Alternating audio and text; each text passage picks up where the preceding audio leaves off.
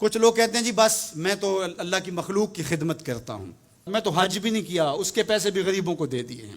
وہ تبلیغ کرتے ہیں لوگ کہ جناب قربانی کے پیسے بھی اگر غریبوں میں دے دیے جائے تو یہ زیادہ اچھا ہے، ان کی مدد ہو جائے۔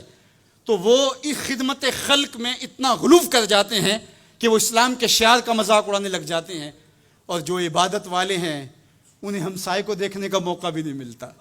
اور آپ جانتے ہیں کہ جب ایک بستی کو برباد کرنے کا حکم دیا گیا تو کہا کہ یہاں تو ایک شخص رہتا ہے جس کا سر سجدے سے اٹھتا ہی نہیں۔ کہا میرے بندوں کے اوپر قیامتیں ٹوٹیں اور ان کے اوپر ظلم اور جبر کے پہرے ہوں اور اس کے ماتھے پہ شکن نہیں آتا، اس کے سمیت ہی بستی کو لٹ کے رکھ دو۔ یار عبادت کرتے ہو لیکن ہمسایوں کا خیال بھی رکھو۔ میرے حضور علیہ الصلوۃ والسلام نے لعاب پھینکا نا تو صحابہ نے اپنے ہاتھوں پہ لے کے اپنے منہ پہ بن لیا۔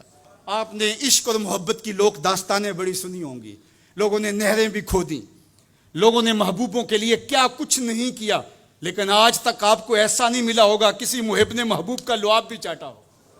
کائنات میں یہ انوکھا باب ہے۔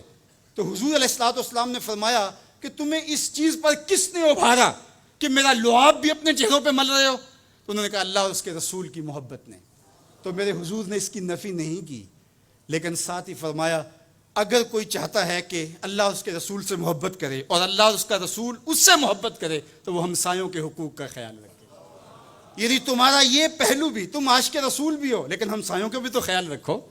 تمہارے گھر پہ جھنڈا تو لگا ہے حضور کے میلاد کا، لیکن اگر ہمسایوں کے گھر میں اندھیرا ہے تو یار اپنے گھر میں اس سال اگر چراغاں نہیں کر سکے، غریب ہمسائے کا میٹر کٹ گیا اس کا بل دے دو، آمنہ کا لال زیادہ خوش ہوگا، میلاد والا رسول زیادہ خوش ہوگا۔ اس لیے دونوں پلڑے برابر رکھو، نہ تو عبادات کے زعم میں تم خدمت خلق کو اور ہمسایوں کے حقوق کو، رشتہ داروں کے حقوق کو بھول جاؤ، اور نہ یہ کہ تم خدمت خلق کے نام پہ عبادات کا مذاق اڑانے لگو۔ وَكَذَلِكَ جَعَلْنَاكُمْ أُمَّةً وَسَطًا۔ ادارت المصطفیٰ دونوں بازوؤں کے ساتھ اڑنے کی فکر رکھتا ہے، اور امت وسط کے مزاج کو لوگوں میں راسخ کرنا شروع ہوتا ہے۔ ظاہر ہے جب کبھی اس بازو پہ زور پڑے تو کبھی اس بازو پہ زور پڑے تو بازو جھکنے لگتے ہیں، تو میرا اللہ مدد کرتا ہے، نصرت دیتا ہے۔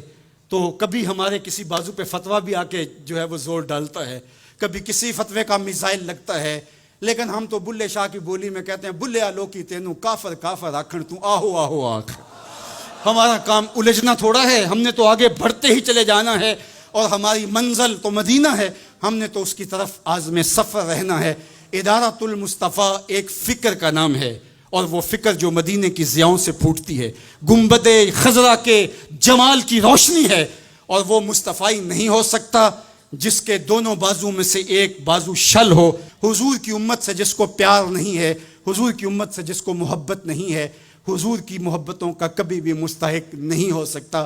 میرے بزرگ فرمایا کرتے تھے جس کے بچوں سے تم پیار کرتے ہو اس کا باپ تم سے پیار کرتا ہے۔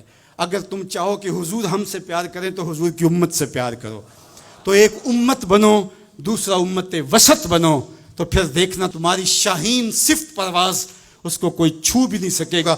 تم پھر بڑھتے رہو گے اور تمہارا بڑھنا منزل آشنا ہوگا، اور تو راہ نورد شوق ہے منزل نہ کر قبول، لیلا بھی ہم نشیں ہو تو محمل نہ کر قبول۔ تیرا تو مطمع نظر، تیرا تو ہدف ہی کچھ اور ہے، تو دنیا کے لیے نہیں ہے، دنیا تیرے لیے ہے۔ تو خواہشات کا دیوانہ نہیں ہے، بلکہ خواہشات تیرے پیچھے دوڑیں گی، اور زمانہ تیری دہلیز پہ باندیوں کی طرح نوکری کرے گا۔ من کان للہ کان اللہ لہو، تو ان کا ہو کے دیکھ، زمانہ تیرا ہو جائے گا۔